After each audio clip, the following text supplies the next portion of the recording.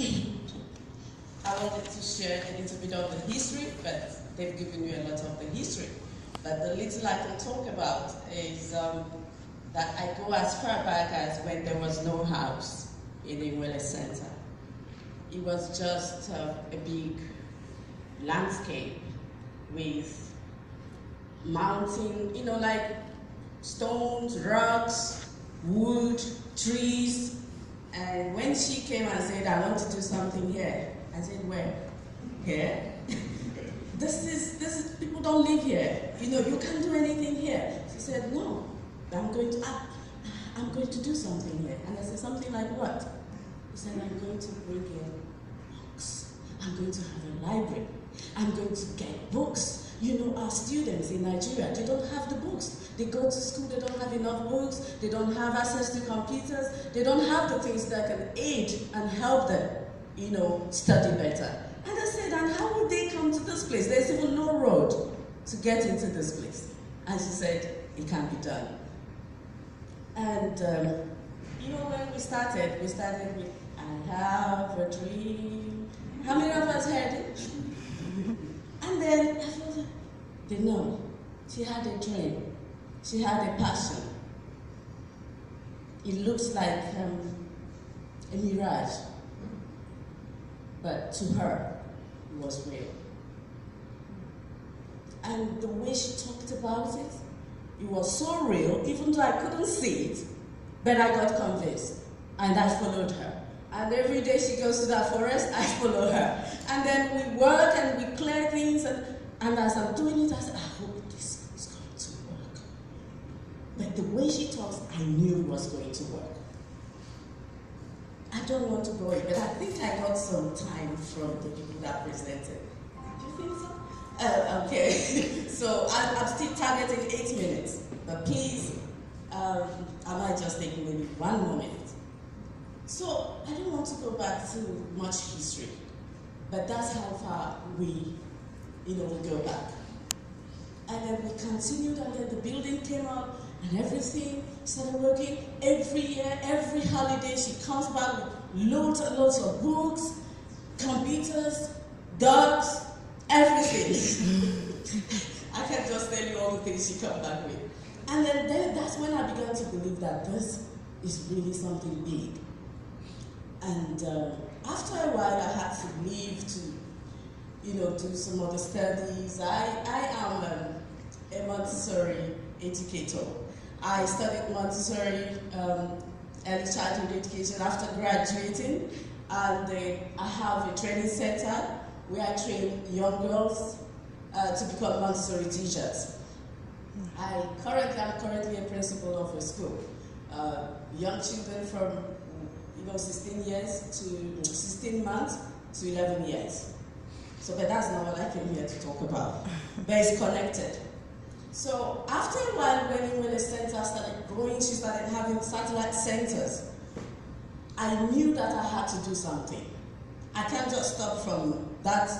I can't stop at that point where we were just starting it and got it started, and I left. I had to come back to give back to this place that is no more a dream, but has become reality. And what I'm going to talk about today is that Inwele Center has grown to the point where they are unstoppable. And all they can do is keep adding lots of programs that are going to help them to achieve the same vision, which is alleviating the difficulties that youth face in the area of technology, education, getting good jobs, taking care of themselves, being in charge of their life, which eventually we call maybe women empowerment or youth empowerment, but a lot more women empowerment. And then when you talk about women empowerment, we still talk about gender equality. I don't think they are too far away from each other. Because if I'm empowered, then I think that's about equality. The equality is not really physical. It's about whether we're empowered to be who we are supposed to be. And so I told her that there's an area I can come in. And we talked about it. And she said, yes, that's good. That's the kind of thing we can can do, because it fits into my objective. Because the objective is to help youth, especially young girls, to be able to take charge of their life, to be able to get educated, to have quality education, to have continuity. And so we talked about how we can bring in Montessori education, educate young girls so that they can become Montessori teachers. And that is the program that we are going to go into. What we want to do is that we want to be able to reach some of them that finish school. When they go to the youth camp, they're able to build up themselves. But we can also show them another area, apart from technology, that they can also help themselves and be able to earn, a living, take care of themselves, get jobs. And so what we want to do is that when you come there, you have variety. You know you can go into technology, but you can as well continue this education, because the core value of this is education, is to be able to educate this youth, to help them to become something in life. So we can then give them options, and we can say, if you want to be a teacher, quality teaching, global teacher, because Montessori education is a global system. I don't know how many of us here that know about Montessori education, but it's an education system that when you get trained, you can work anywhere in the world, because the system is the same. The system is the same. It's about child development. It's about helping the child to be who it's supposed to be. It's an education that is an aid to life, which goes in line with what they are doing.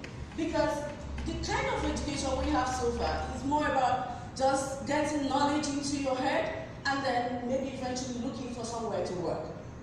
The Montessori education from childhood gives you skills that 5-year-olds can become entrepreneurs. They start making beads. They start selling the beads to their parents. They start making artwork. And they say, Daddy, you have to buy my artwork. I need to do it. And then frame it. Please, before I put it there, you need to pay me. That's my work.